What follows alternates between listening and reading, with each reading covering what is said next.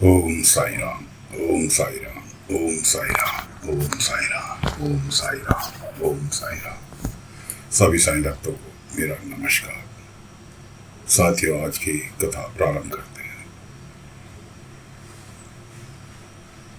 द्वारका माई में बाबा नहीं है। बाबा अपने भिक्षाटन के लिए गए हुए हैं। गांव के जो उनके भक्त इकट्ठे हुए थे, कुछ बाहर से आए हुए थे, सभी लोग द्वारका माई में उनका इंतजार कर रहे हैं। वहां एक 10-12 साल का बच्चा एकदम पागल स्थिति में कभी किसी को परेशान कर रहा है, कभी किसी को परेशान कर रहा है, कभी किसी को परेशान कर रहा है। सब उससे, जितने भी बाबा से मिलने आने वाले हैं, सब उससे दुखी है। यहाँ तक कि एक को तो उसने बिल्कुल मारने पीटने की तैयारी कर ली। बच्चे ने किसी के काबू में नहीं आ रहा। इतने में बाबा आ जाते हैं। बाबा बच्चे को प्यार से सिर पर हाथ रखते हैं। उसे अपने पास से भिक्षा में जो मिला था कुछ खाने को देते हैं। वो बच्चा नॉर्मल हो जाता है। बाकी गांव वालों को, मिलने वालों को, सबको शांत कर देते हैं कि भाई गलती इसकी नहीं है, ये अपनी माँ से बिछड़ गया है और आज से ये मेरे साथ ही रहेगा। उधर गांव में बच्चे खेल रहे हैं, छोटे छोटे बच्चे, जिसमें जीपरी है और भी पाटिल जी का बेटा भी है। वो भी वहां पहुंच जाता है। कुछ खेल खेल रहे हैं, उसमें वो निशाने से उनके खेल को पूरा कर देता है। तो सभी बच्चों को पता चल जाता है कि हाँ भाई, इसका निशाना बहुत अच्छा है। सभी बच्चे उसको मिलके द्वारका माई में बाबा के पास ही आते हैं। बाबा तो पहले से ही उसको जानते थे, तो बाबा ने कहा ये आज से यही रहेगा। और बच्चे पूछते हैं बाबा से, क्या साईं ये बोल नहीं सकता? बाबा ने कहा नहीं, लेकिन इसके अंदर कुछ खास गुण है जो कि तुम्हें भी पता है। बच्चे सोचने लगे इसमें क्या खास गुण है। फिर उन्हें याद आया कि हाँ साईं, ये निशाना इसका बहुत तीखा है, ये निशाना बहुत अच्छा लगाता है। तो इस तरह से बच्चों ने उसके पालन पोषण की, ख्याल रखने की जिम्मेवारी ले ली। बाबा ने कहा ये मेरे साथ ही रहेगा यहाँ द्वारका माई में। बाबा उसको अपने साथ बागवानी के लिए जाते थे रोजाना। जो बाबा ने पौधे वगैरह लगाए थे अपने साथ ही ले जाते, वहाँ फूल वगैरह के बारे में बताते उसको। सारी चीज, मतलब वो बोल नहीं सकता था लेकिन समझता सारी चीज था। बाबा भिक्षाटन के लिए निकले हुए थे। वो बच्चा फूल लेकर बाग में से, जहां बाबा ने पेड़ पौधे लगा रखे थे, वहां से फूल इकट्ठे करके डलिया में रख के लेकर आ रहा था। किसी से, गांव वाले से टकरा गया, फूल गए उसके बिखर धरती में। अब वो बेचारा बैठ के फूलों को चुग रहा था। उधर से कुलकर्णी सरकार की डोली आ रही थी, 4 कंधों में बैठ के। 4 आदमी उनके डोली उठा के चल रहे थे और 2 उनके दाएं बाएं रास्ता साफ करते हुए चल रहे थे। अब जब उसको बीच में फूल चुगते हुए देखा तो पहले तो उनके आदमियों ने उसको हटने को कहा, लेकिन उसने कुछ नहीं सुनी, किसी की नहीं सुनी। तो वो उसको बुरा भला कहने लगे। वहाँ डोली के ऊपर बैठे बैठे, रथ के ऊपर अपने बैठे बैठे कुलकर्णी ने भी 2-4 डायलॉग मार दिए, कहाँ का पागल है और कैसे है। बच्चे को गुस्सा आया। निशाना उसका बहुत अच्छा था। उसने एक पत्थर उठाया और कुलकर्णी की तरफ को उछाल दिया, जो कि जाके लगा कुलकर्णी की पगड़ी पे, और पगड़ी पत्थर के गिरी जमीन में। पहली बेइज्जती तो कुलकर्णी की है।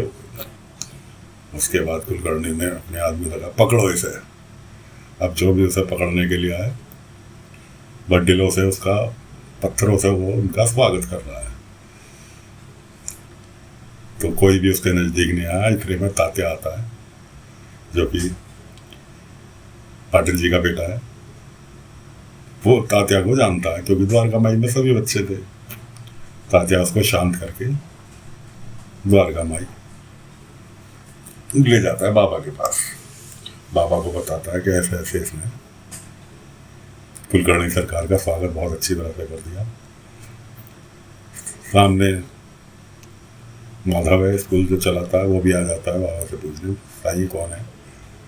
पापा ने कहा, इसे मैंने, इसकी माँ बाप बिछड़ गए, ये लावारिस था, इसकी सूचना तुम कुलकर्णी सरकार को दे देना कि मैंने इसको आश्रय दे रखा है, ताकि कि वो प्रशासन में इसकी जानकारी दे सके कि हाँ एक अनाथ बच्चा यहाँ पल रहा है। उसके बाद चलते हैं पाटिल जी के घर। पाटिल जी की बुआ, वो अपने सामान देखभाल कर रही है जो ट्रक पे लाई थी। उसमें एक तेल की शीशी होती है जो बेटा उनका मर गया उसके लगाती होंगी, खुशबू वाला तेल। तात्या उसे देखता है, सुनता रहता है, बच्चों के साथ खेलने जा रहा होता है। घर में किसी को ना देख के वो तेल की शीशी ले जाके उसे पागल बच्चे को देता है। पागल बच्चे का बच्चों ने नाम रखा था सत्तू। वो तेल लेकर बहुत खुश होता है। इधर आत्या जो है उनकी, पाटिल जी की बुआ, वो अपनी तेल की शीशी ढूंढती है। तात्या आके बताता है, वो तो मैं उसको दिया, सत्तू को दिया। तो वो सत्तू की जानकारी होती है। वो भागी भी जाती है द्वारका माई, 4 बातें बाबा को खरी खोटी सुनाती है और अपने तेल की शीशी लेके भाग जाती है। बाबा की तो आदत ही कुछ और थी। कोई उनको कितना भी भला बुरा कहता रहे, बहुत शांत स्वभाव से उसका जवाब देते थे। उसके बाद आत्या अपने घर में चर्चा करती है। पाटिल जी, पायजा माँ, अपनी ननद पायजा माँ की सास जो थी, उनकी भाभी थी, तो उनसे कहती है कि बहुत बड़ा बीमारी का इलाज करने वाला बनता है, मैं इसकी आज परीक्षा लूंगी। ठीक, वो परीक्षा लेने के लिए बायजा माँ को साथ लेके बाबा के पास पहुंचती हैं। वहाँ द्वारका माई में दोपहर का वक्त था। द्वारका माई में बाबा से मिलने जुलने आने वालों की तो आता लगा ही रहता था। चप्पल उतारती हैं द्वारका माई के बाहर, जैसे सभी उतारते थे, और वो बाबा के पास पहुंच जाती हैं। लेकिन उनका एक ध्यान अपनी चप्पलों की तरफ रहता है कि कोई मेरी चप्पल ना ले जाए। बाबा से कहती है, तो बहुत बड़ा बीमारी का इलाज करने वाला बनता है, बता मुझे क्या बीमारी है।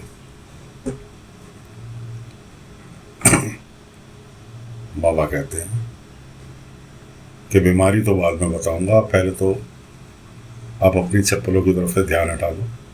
आपके मन में एक ही बात चल रही है कि कहीं कोई मेरी चप्पल ना ले जाए।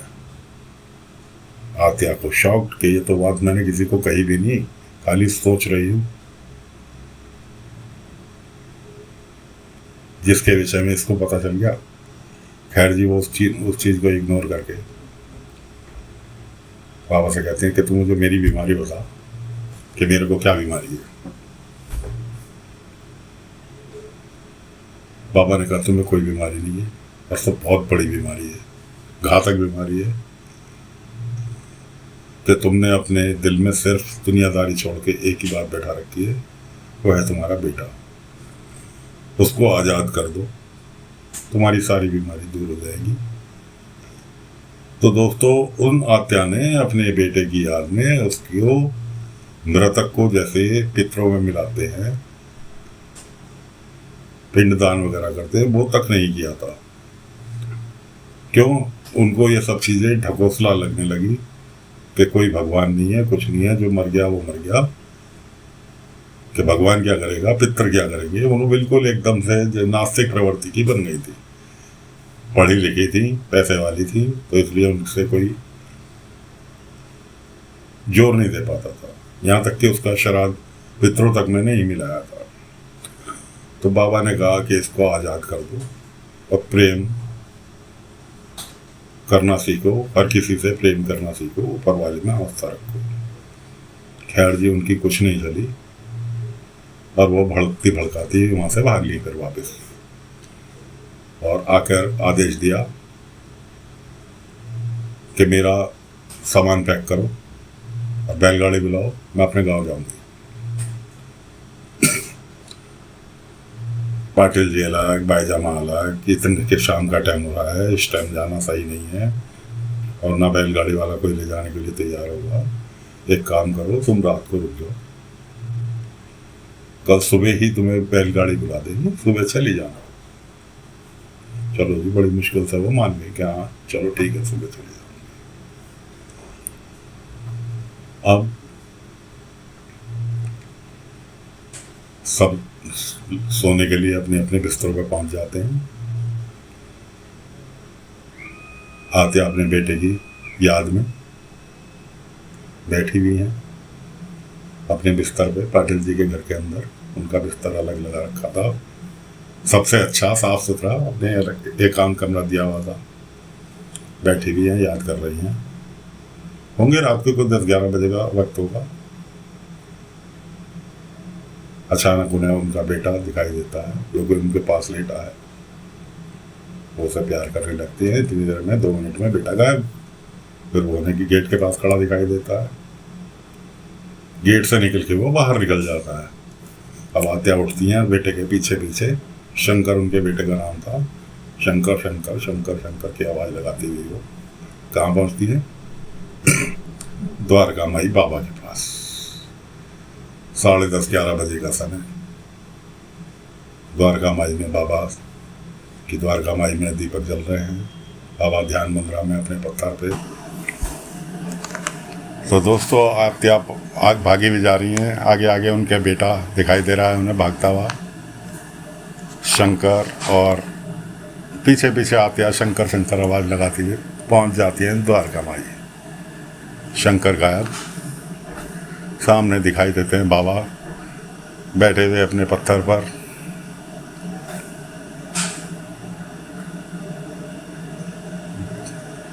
दैव्य रूप में प्रकाशमान दीपक की रोशनी जो द्वारका माई में जल रहे हैं। सबसे पहले तो आत्या को वो भयंकर ऐसी प्रकाशमान दिखाई देती है कि जैसे उनके आगे कोई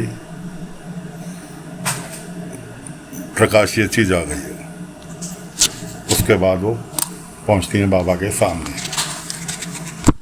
बाबा को तो पता थी कि कौन आ रहा है कौन जा रहा है। वो ध्यान में बैठे थे, उन्हें सब खबर थी।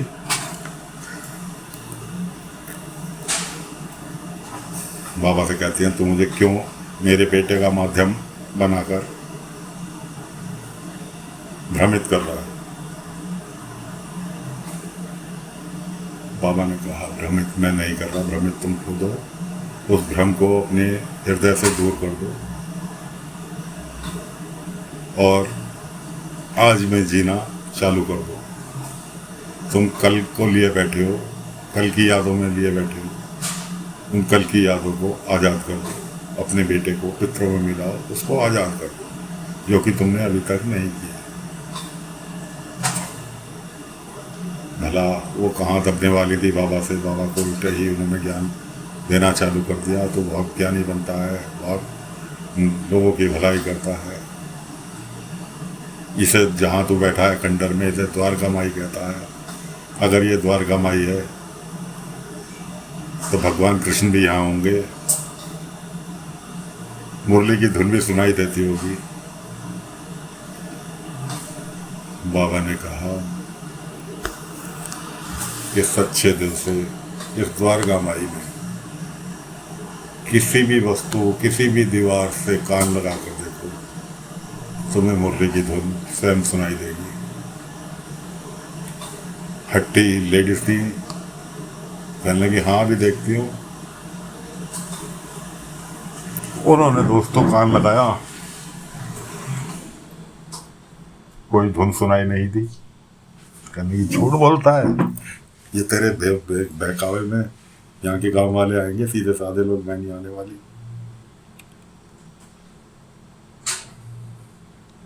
बाबा मुस्कुरा कर रह गए। बाबा को सिद्ध करना था, उनको फिट करना था। इतने में वो सत्तू जो था द्वारका माई की मुंडेर पर सो रहा था, क्योंकि 11 साढ़े 11 बजे का वक्त हो गया था। वो करवट बदलने को हुआ और सहारा कोई नहीं था, और अगर करवट बदल लेता तो शायद वो गिर जाता। वो दौड़ के उसके पास पहुंची, उसको गिरने से बचाया। बाबा को 4 बातें सुनाई कि अगर ध्यान रखना बस की नहीं है तो बच्चे की जिम्मेवारी क्यों ली। अब ये गिर जाता, इसके चोट लग जाती, और फिर यहाँ ने दीपक जला रखा है, हाथ लग जाए, हाथ जल जाएगा। इस तरह से बाबा को 4-6 बातें सुना दी।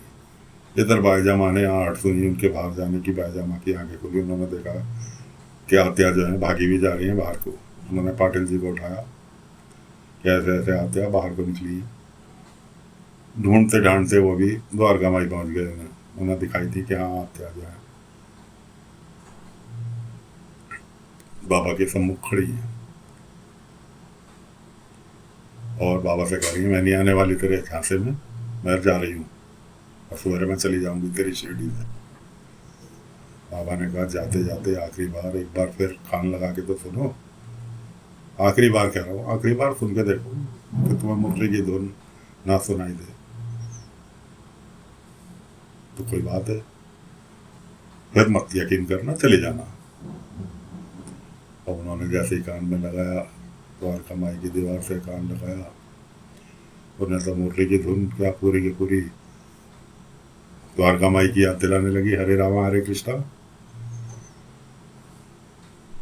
ये क्या जादू है भाई तेरा, अभी पहली बार मैंने कान लगाया तो नहीं सुनी दी, इस बार कैसे सुनाई दे रही, इसका मतलब तूने कुछ जादू तो ना किया है। बाबा ने कहा नहीं, तुम्हारे मन में जो एक क्रोध था बच्चों के प्रति, कि केवल अपने बच्चे के अलावा दूसरे के बारे में सोचना ही नहीं था, वो आज जाग पड़ा है। इस बच्चे को गिरते देख के तुम्हारी माँ की ममता जाग उठी, इसलिए ये चीज तुम्हें सुनाई देने लगी कि हाँ तुम्हारे हृदय में प्रेम उमड़ आया, किसी के भी प्रति उमड़ा, वो प्रेम उमड़ आया तुम्हारे हृदय में, इसलिए तुम्हें धुन सुनाई दे रही है। और बस तो वो तो आत्या तो ऐसी मगन हुई कि उसको कहाँ बाबा हैं कहाँ कौन है, वो तो ऐसी आंखें बंद करके ध्यान मुद्रा में खोई कि उन्हें कुछ याद ही नहीं है। ऐसे झूम रही हैं जैसे साक्षात वो द्वारका माई पहुंच गई हो, वृंदावन पहुंच गई हो, या द्वारकाधीश के सामने खड़ी हो। तो दोस्तों आत्या जो थी बहुत टेढ़ी खीर थी, वो सीधी 75% हो गई। बाकी आगे का वृतांत अगले भाग में सुनाएंगे। आज की कथा यही समाप्त करते हैं, आपसे आज्ञा चाहते हैं। दोस्तों शिकायत है आपकी तरफ से, कोई कमेंट कोई लाइक कुछ नहीं आ रहा, इससे हमें बहुत मायूसी हासिल होती है। आपके कमेंट, आपके लाइक, आपके सब्सक्राइब के ऊपर ही हमारा ये श्रृंखला आगे बढ़ेगी। तो साथियों साथ बनाए रखो। अच्छा नहीं लग रहा तो भी हमें बताएं कि हम गलती कर रहे हैं, हमें आपको पसंद नहीं आ रहा, ये सब चीज़ों का आपसे अनुरोध है, आप ध्यान रखें। कल के भाग में, अगले भाग में फिर कल उपस्थित होंगे। आज्ञा दीजिए। ओम साई राम, ओम साई राम, ओम।